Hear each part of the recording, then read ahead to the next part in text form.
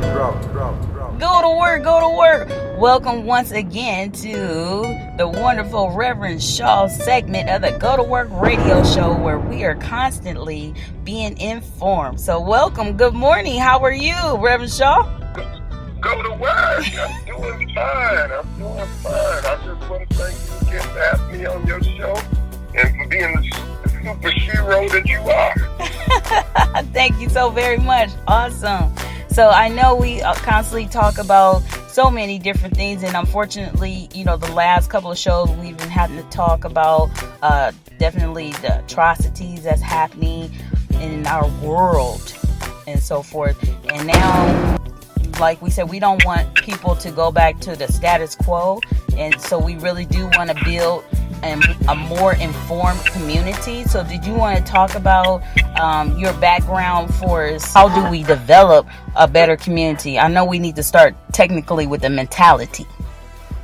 Well, everything begins and ends with the spirit and the mind. Mm-hmm. And that's why you have to be so careful to guard against treatments that deal with the mind that can cause problems. As the international spokesperson for the Citizens Commission on Human Rights, mm-hmm. I come across a wealth of data that is part of the systematic or medical model of shaping the minds of a people, and not just black people. It's shaping the minds of the people. You should notice that a lot of people seem to be going crazy right now and calling people the N-words and fighting for their privilege and things like that. So the mind is totally different now. Mm-hmm. And the mindset is totally different. And our white brothers and sisters of faith with staring their children in the eye and trying to explain why are things the way they are. Mm-hmm. Absolutely. And with that in mind, if we have more of a paradigm or a systematic approach, that would help the parents as well as the children to learn more about what they could do to better support or better create productive things and outlets for themselves and others. Absolutely. Well, that's one of the things that I'm fighting with, trying to get the ministers together and stuff, mm-hmm. to get the right viewpoint, because we're paying all this money into mental health when actually the money should be going into the communities to prevent mental situations of depression and things like that. Because what happens if you create the condition, mm-hmm. and then the person exhibits the appropriate reaction for the condition that they're in, then you look up and you find that you got a group labeling them with mental disorders when that's actually the right response for the situation they're facing with. For example, when our white brothers have the same problem, when they don't know where their next meal is going to come from, when they don't know what's going to happen with their job, when they're faced with that same adversity, we have seen them storm the State House and the state capital of Michigan with rifles and things. Mm-hmm. We see these violent protests with for they call it white power, but I say it's white privilege. They respond in a way that can be very violent. We are looking at all of these videos of grocery stores where people are calling black folk the N-word and doing all of this stuff, causing confrontation. So when people lose their privilege, even in America, we go to war not because somebody has threatened our life. We go to war because someone has threatened our way of life. Right. In other words, threatening our comfort. Mm-hmm. Not our life, our comfort. Right. And we go to war for that. So mm-hmm. it's like the conditions is created in any race will get the same response. Mm-hmm. That's true. Absolutely. So we're put into a situation where we have to actually organized in a manner that it's going to be conducive to the economic development, and use education as a tool to keep people informed and help them to learn how to react, when not to react, and be more proactive? Well, the economic situations that we face, first of all, there can be no economic power if you have uneducated people. So our educational system has to change. But for those of us who have made it through the system, who have become educated, who understand finance, who understand real estate, who understand, then those people have to be allowed to be on a level playing field. I use the word allowed because it will not happen if we're depending on the system. Right. So if the system will allow us to have the same opportunity that others have, and for this foolishness that we do, that is not true. It has already been proven that they would take black people with good credit and give them good credit scores and give them loans for people who were having bad credit scores.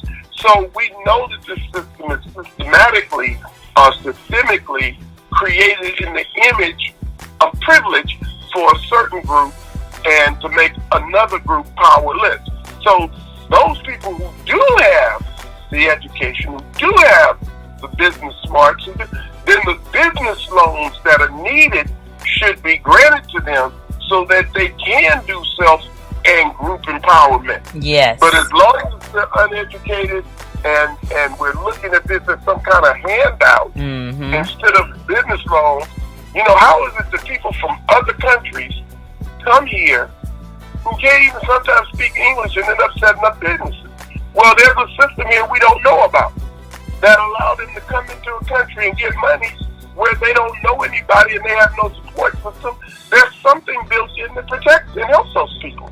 It's not just they came from a lot of money overseas and all of that. There's something else in here, and it needs to be exposed, and no one should be able to get economic advantages coming into our country that people who live here can't get. Exactly. That's why they call it the land of milk and honey. Exactly, because they milking it. Absolutely. Come here to milk it. They're taking all the honey. Yeah, absolutely. So yeah, there's this other thing like we were talking about where we have to circulate money in our community more so than we do when we go outside, and we have to get past those stereotypical situations where they say, oh well, it's not in comparison to another culture's product. There is this thing about helping the people that want to do the same thing to help them to do and to improve. But if they never get the monies that they need to improve the product that will be comparable, if not greater, than another culture, then it's going to be a systemic issue. And so that's a stereotype that we got to break too. Just like when in the 80s we were able to break that stereotype about the word bad. The bad means good now, but it took people to get past that concept. Bad is good, but bad can still mean bad. It was a multiple meaning word. People had to get past that, but we were able to do that. It took some time, and people weren't really ready to get with the program.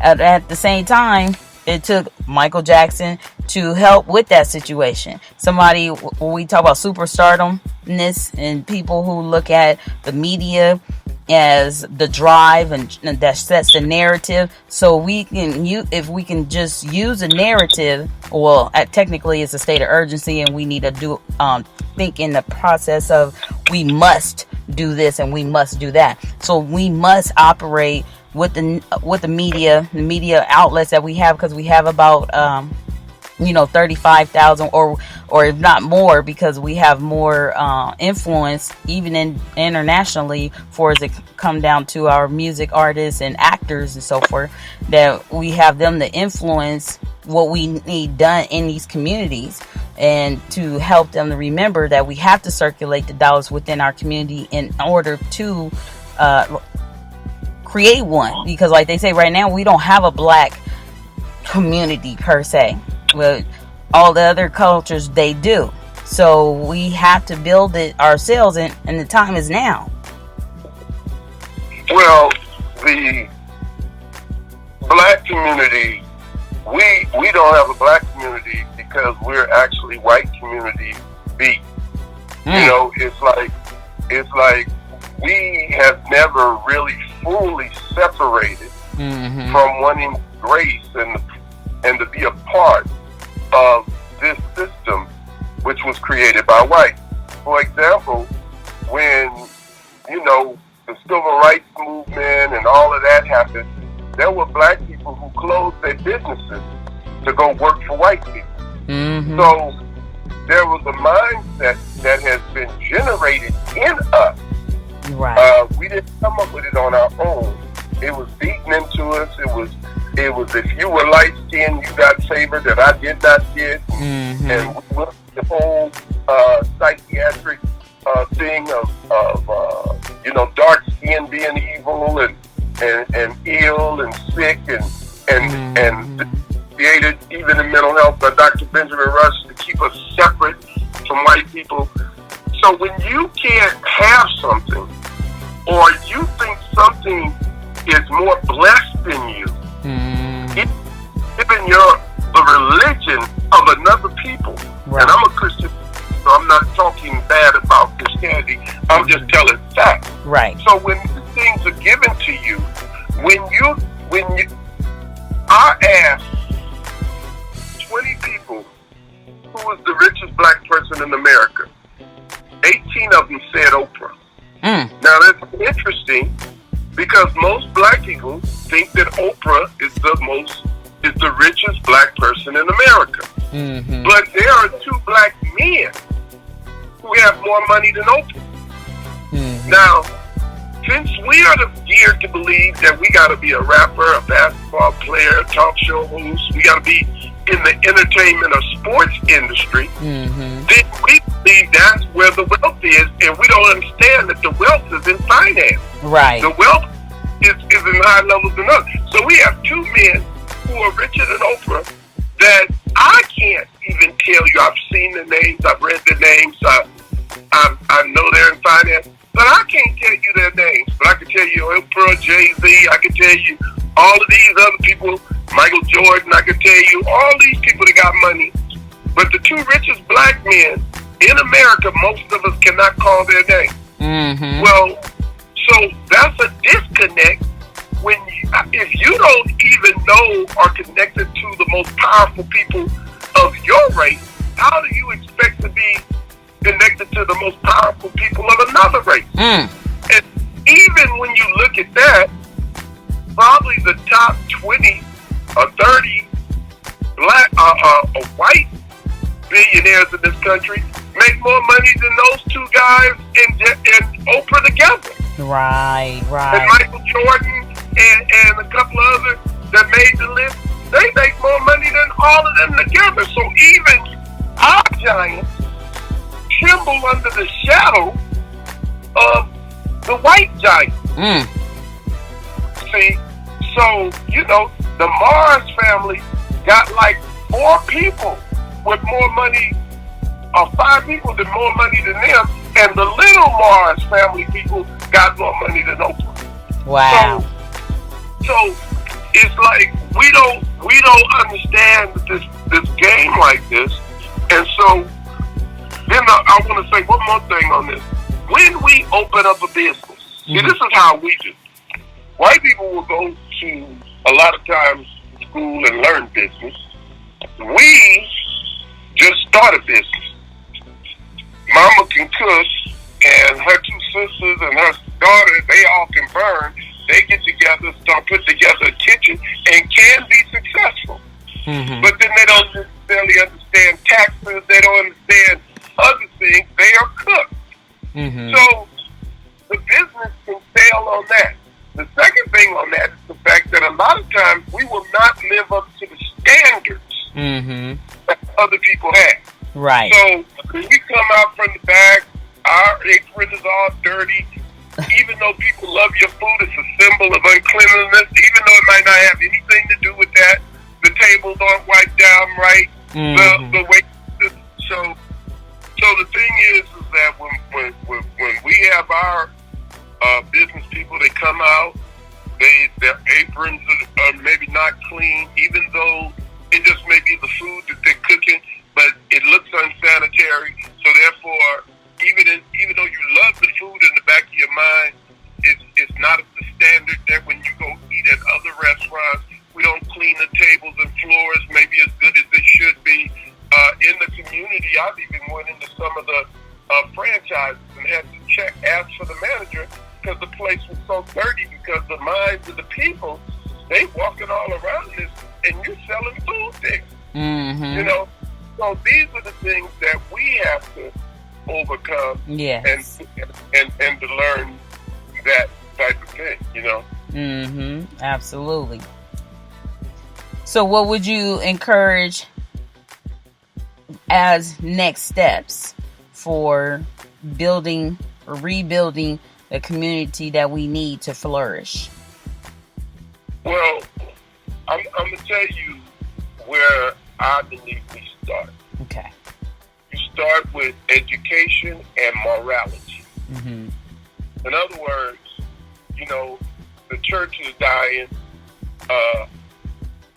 Here in California, we're like at the bottom of the reading list for the state.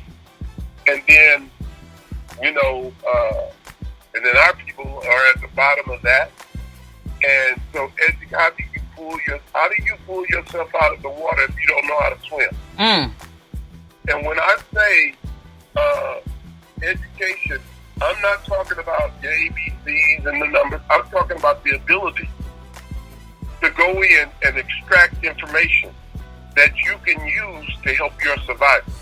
I get there's no reason in a lot of these schools we need to know geometry because we don't use geometry.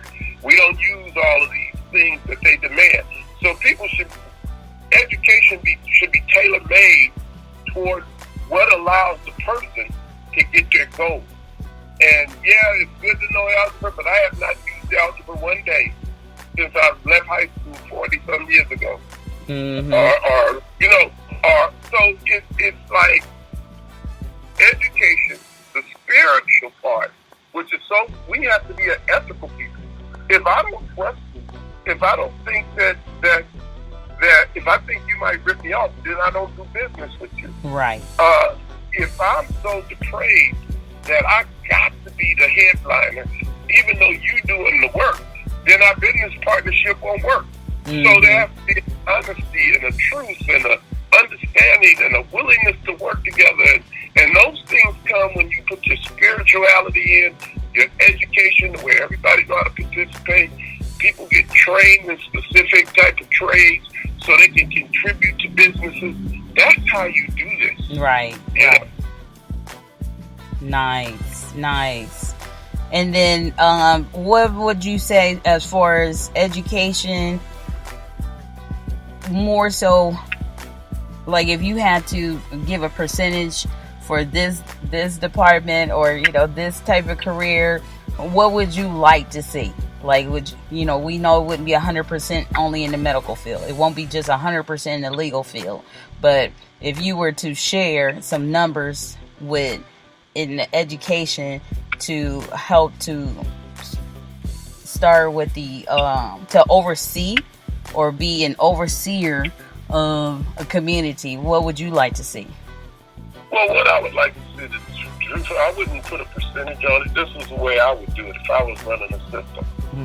A child would go from preschool through the 9th grade or so, and then they would learn all of the basics, things they should know by each grade level.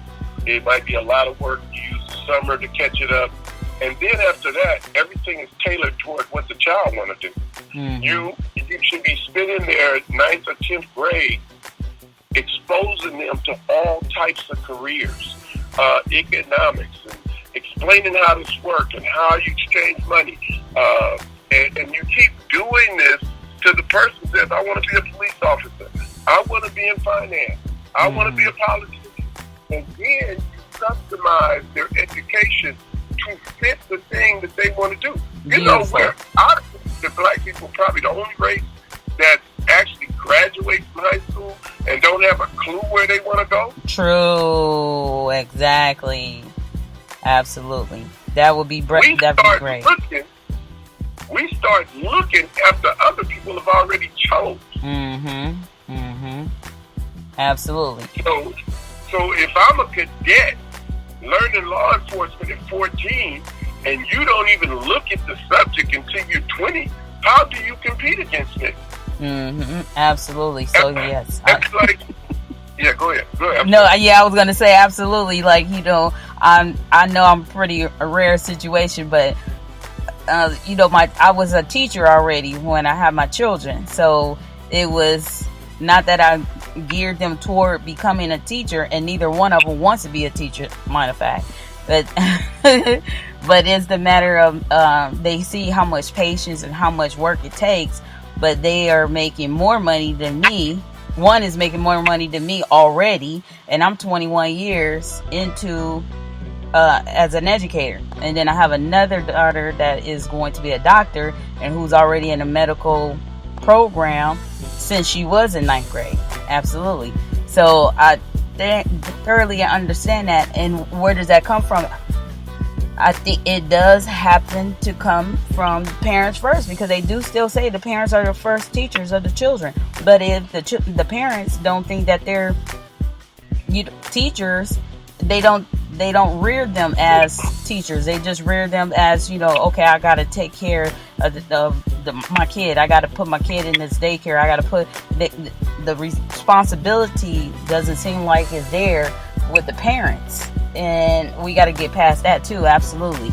So that way they know that they need to be looking for this school or that type of school, because they've been watching a child outside of school, what their likes and dislikes are, and so they can actually help to suggest different things and provide them the opportunities needed to help steer them or support them in what the interest of the child is. Absolutely.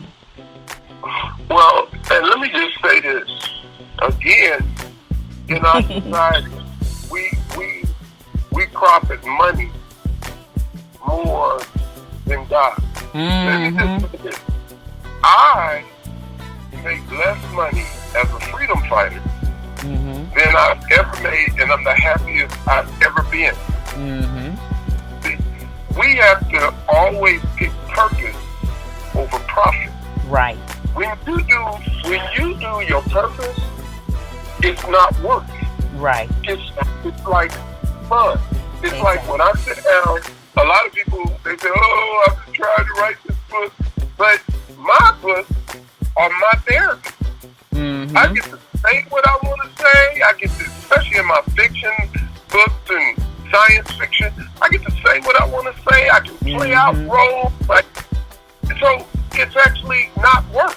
Exactly. It's an outlet. You know, when I rewrite something, I'm making it better. That's right. It's why we do this. But if I make $1 million a year on a job I cannot stand, either I will quit it anyway, or it will kill me. Exactly. You know? That's so true. That's so true. A lot of people are stuck in a rut. They spinning their wheels because one, they're not living for themselves, and another one, they're not finding the culprit, or shall we say, they're not owning up to why something is stressing them out, because they don't want to either put somebody else to the side or let somebody down or something like that, versus being true to themselves first and foremost. Self-preservation.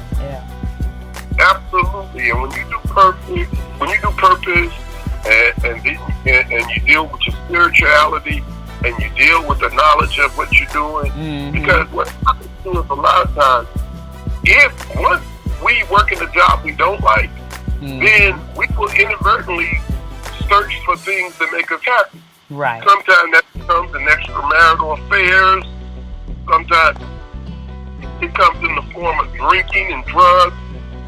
But that's only because you're doing something that you don't truly like, or you don't truly want to do, or you're trying to live a lifestyle based on somebody else's idea of success. See, I would never be a drug addict because I don't seek my success and my worth on outside things. Right. I basically look at my accomplishments, things that I want to do. This being locked down in the house is killing some people, but I get to go upstairs and write. Exactly. I get to save gas. I get to maximize more of my time. Exactly. I know what you mean. Exactly. So, to some people, yeah, everybody want to get out, and I go. One of the good things that happens to me, I do 5-mile walks and go up to the Hind Park and look at the beautiful scenery and walk up and look at the landscape and the skylines and all of that. But the truth of the matter is that if I could not get out, if they put me in prison and I had access to the computer and all the books that I need, I could still survive it all and be happy. You know, but if our people are uneducated and they can't read and they can't write and they can't, how do you escape? You can put yourself right. You can put yourself on the outside of the prison mentally, even though you inside the prison physically. Right, exactly. Ain't that something? Ooh, that's deep. Well, we're going to come back next week and we're going to talk some more about community and how we can help more people to, not that we're trying to answer all questions, what have you, but I would say that it's really neat to be able to have this conversation. We do a lot of Zoom, meetings, video conference calls and so forth. Absolutely. And sometimes we just need to listen. Like, this is pretty much like a listening session due to the fact that if you're not watching the videos, a live video and so forth, we do need to get people back to actually listening so they can process for themselves. And sometimes the visual influences the process of the information. So I think this is pretty neat that we actually get to, go back and forth, with live visuals and at the same time build the active listening stamina so that people can process more information, like we were talking about last week, critical thinking skills. This actually challenges people to actually think more critically as well. Absolutely. And but I want to again thank you for giving me the audience. I love working with you. I love what we're trying to do. I love your support. That's why I put you on the national task force that we're doing on racism, and you're somebody that needs to be there as a freedom fighter. So, we're accomplishing things. We're making some things happen, and I appreciate you greatly. Absolutely. Likewise, it's always neat to look forward to the next segment with Reverend Shaw. So let's go to work. Have a great, blessed week. And thank you so very much for being it's phenomenal. Anything, like you said, anything you want to talk about, anything I want to talk about, we can actually just table tennis the whole way through, and it's really, really neat. So some people don't think that people can just actually have conversations, whether they're in, different age groups or live in different demographics or just met or wow, like Reverend Shaw, you're so traveled and so forth, and you have so much experience, and some people, they feel like they can't talk to people, or like you said, because it says Reverend in front of your name or something, and people will have to get back to people are people, and when you connect spiritually, it is just so much that can happen. It's just astronomical. So we have to continue these talks. Well, you're absolutely right. And those titles, they are supposed to represent what you have demonstrated that you are. Yeah. They're not who you are. That's right. And so that's what it is. But anyway, I know we're running out of time. I just thank you again. Absolutely. Go to work. Thank you. And then until the next time, Reverend Shaw, go to work. Go to work. Yes, so I'm the international spokesperson for the Citizens Commission on Human Rights. CCHR is what we call it. It is a watchdog group that exposes psychiatric abuses It reveals the truth behind it, such as electroshock, the mass drugging of children, and the effect these have on the children. And we go into a litany of areas. We go into the probation department, all of these different things, the taking of children. So cchrint.org, that's how you find it. If you need to talk to me, sshawjr@yahoo.com. All right now, go to work.